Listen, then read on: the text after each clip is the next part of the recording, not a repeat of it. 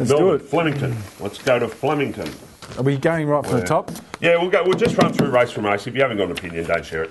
Take it from the top. All right, Flemington. What was the track rating there? Dead 4 yesterday. They've had winds down there, blowing half of Melbourne away. Yeah.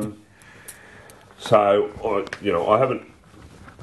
I'm pretty sure the weather report's okay. So. Is it? Okay. I haven't got anything in the first, mate, so if you want to skip that. No, I've actually got one here. Here we go. Omnisec comes out of... the charge account form line, which is just a hot one now. I think Omnisec broke its heart. Probably did. I think it broke its heart. I'm not worried about that. If you go through Omnisec's form through its career, right, finished 1 3/4 lengths behind She's a Fox on debut, beat home single style, and then went to the paddock after finishing within 3 lengths of Ichihara, Flying Schnitzel Cavalry Rose. Yeah, it's good. So it comes back. She charged home. She was going 2 to their 1 late in that Omniscent form. And to an extent, that the form out of that race has been franked because Mount Nubo's running well again in another strong race behind Roller Bones. And I think you're right about charge account being a bit gassed after that. I reckon just ripped the insides out of her. Yeah. It was off the map yesterday. I just can't believe betting some people. But anyway, they're better punters than me. Can I ask you something? This is what I find funny. The punters go on about, this odds-on favourite got beaten, but it's not the trainer or the jockey who sends the horse out at odds-on, it's the punters. That horse was never a $1.30 chance in that race yesterday. It was a ridiculous price. I mean, where'd the money come from? When you think about Piero, it was $2.20 last week, and that thing's $1.30. Anyway. Omniscent for me on an each-way basis. I think it's a great price. Drew Boss aboard. P. Snowden, travelling them interstate. Definitely. I think it's a good bet. I think it's a really good bet. Okay. Agueda was good first up. Can't knock her. A couple of other fillies here of interest. But I'll be watching that because I think it'll be a decent form pointer for the 3-year-old fillies through the carnival in Victoria. So, okay. Yeah, I'm having something on Omniscent to kick us off with a winner at Flemington. You going race 2, mate? Race 2, and no real opinion to me. It's a watch and learn race. Yeah, they're sort of coming from a few different areas. There's another one. Awesome Bro. Awesome Bro. Choice Bro. The Kiwis are over here. Michael Walker riding any of this? Damien Oliver's on it. Yeah, no, it's a watch race for me, this race. It's a watch race. I don't want to take part. So, big field of 3-year-olds with form lines coming from all different parts. I'll watch the Henry Bucks and learn from it, I believe. Race 3 is the Sofitel. Now, Lorne, $4. Yep. This is his race. If he's going to win a race this spring, it will be this. Should be it. All right. Illo, it was good first up last prep. Yep. So I'm sort of expecting another good first up run, but he's got the 60 kilos. He's not the biggest horse I've ever seen. No. He finished 4th in the Ore behind Black Caviar, their first up last campaign. You'd think that's, only goes up a kilo from that, but you'd think that's pretty good form for a race like this over 1,400 metres. Should get the job done. Against a lot of stayers, horses like Play Right, Extra Zero. Mr. Chart hasn't run a race for nearly 2 years. But I just, look, Lorne's got 57.5. He's got a good draw. Races well at Flemington. He's won 3 from 4 there. This is his perfect trip. His first up run was good enough on a heavy track, which doesn't suit. Firmer surface, a plus. Jury's out as whether or not he's the most genuine racehorse of all time. But I just thought $4, if he's going to win a race this campaign, this is it. And I think it's a good price. I'll cop 3 to 1 in. I think you're right. I think you're dead right. But I'm going to put a watch on the 18, Yulandi.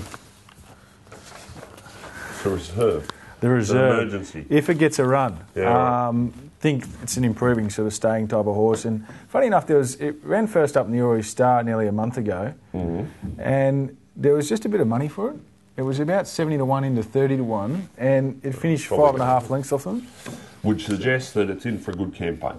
Oh, when that happens with the stays first up, you just think, right, they're going good on the track. So I'd just be watching that horse. Right. Whether it's this start or next one, I don't know. Race 4 is the Let's Late. What are you doing here? This is an interesting race too. A couple of these good Kiwi fillies are over here. Sean Ritchie's. Miss Artistic and Zarella. Miss Artistic ran second in the Roses in Brisbane during the winter. behind Quintessential. Only beaten, behind Invest, beat home Quintessential. She then flopped in the Oaks and was spelled straight away. The stablemate, Zarella, she ran second in the New Zealand Oaks behind Miss Artistic, beating home Quintessential. And ran fifth in the Derby behind Silent Achiever, Rock and Pop, and the like. So, you know, that good New Zealand form, that Ocean Park, Quintessential, Silent Achiever form, which we can use a bit of a guide because Silent Achiever came over and she was competitive in the Roseville Guineas and those sort of races. Definitely. Interested to see how they come up against these good fillies here. And mares, sorry. Well, these mares, they're mares now. It's a very difficult race, isn't it? They are mares, you're right. It is a difficult race. I thought Lady Milksham was great first up. She looked in trouble there at about the 200, but she really dug deep and found and came back and was able to beat them. 1400 metre race at Flemington, they can be slowly run. Barrier 12, what's Bossy do aboard her? That's the query.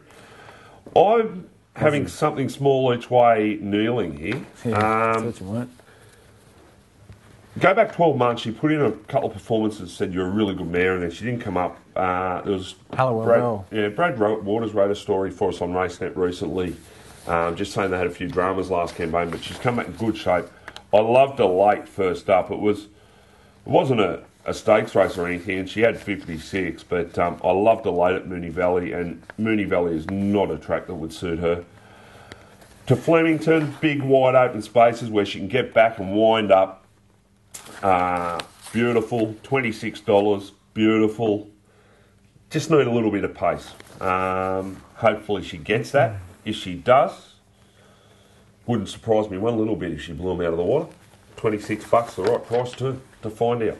I actually think she goes good at Moonee Valley, so I think she's run some of the best races there. So I think she's one of those horses that you think will appreciate a big trap, but actually doesn't. No, we'll see. Well, it's just... I'm not bagging you for giving her $26. I know what you're saying. I know what you're saying because she won that race really impressively at Halliwell Bell, Moonee Valley, and then at first. But I still say with a horse that gets back and runs on, you can't tell me it's going to be better suited at Moonee Valley than Flemington. Maybe it's the give in the surface of the straight there, possibly. But I've just got to say, well, the majority of those sort of horses love Flemington. Yep, without doubt. And of the starts that she had at Flemington. How many of them? She hasn't had a start at Flemington's. How would you know she likes Flemington? You're kidding. I'm not saying she doesn't like Flemington. I'm saying I think she goes good at Moonee Valley, so I wouldn't be suggesting she's going to improve from a Moonee Valley run on a bigger track. She'd be trained at Flemington. She'd know way round, and the racing style tells me she'll love Flemington. Well, I've gone Zarella anyway. Zarella? Yeah. I've just taken Zarella. Yeah, I think the Kiwi, one of the two Kiwis, will get the job done here. Lady Milksham, I don't like her out at barrier 12, going to 1400. Yeah, no, I you love a foreigner, don't you? I do, mate, I do. Should send you over to the United Nations, mate, doing your bit for Australia. Send you to Afghanistan. Oh, no, leave me out of that joint. Hello, I'm Mr. Ed. That will be edited. Yeah. Sorry, Josh's mum. Daniel Stakes is race 5. Good race. The Group 2 for the 3-year-olds. Okie doke. I don't like the race. It's a no-bet race for me. Yeah. Snitzerland's too shorty for mine. $1.75. She had the San Domenico handed to her on a plate.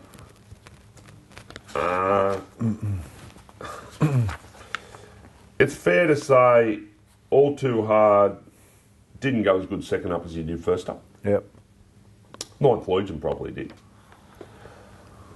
Yeah, I can't take her at $1.75. I couldn't go near her at $1.75. Murcielaga is a horse that interests me. I want to have a look at it. He's by Testarossa out of a Zabeel mare. So you would say he's probably going to be better over a mile. I took him to Warrnambool for one of those English bonus races, so it was a healthy. Well, was he? I don't even know if he was an English eligible horse here because his prize money's only saying 13,000. But I would assume Mike Moroney taking one to Warrnambool for its debut, it would have been eligible for the bonus. Yeah.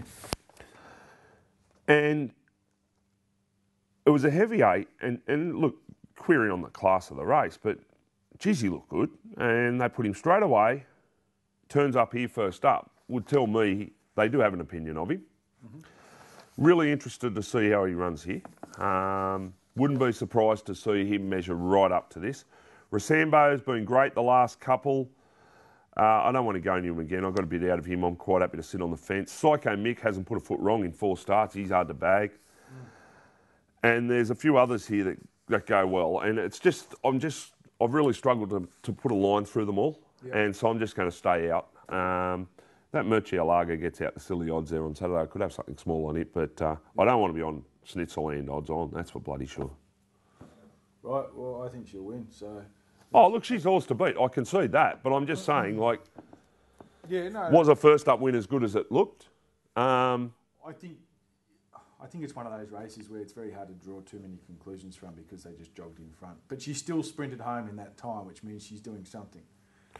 Trainer said a week before the run he wasn't that fussed with her. Yeah.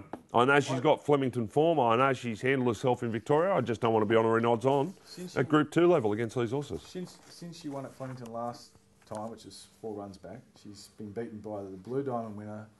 She ran second the Golden Slipper by the Golden Slipper winner, and then beat first up for the Magic Millions winner. Oh, you can't bag her, and that's why she's $1.75. But I just don't know if $1.75 is the right price. But anyway.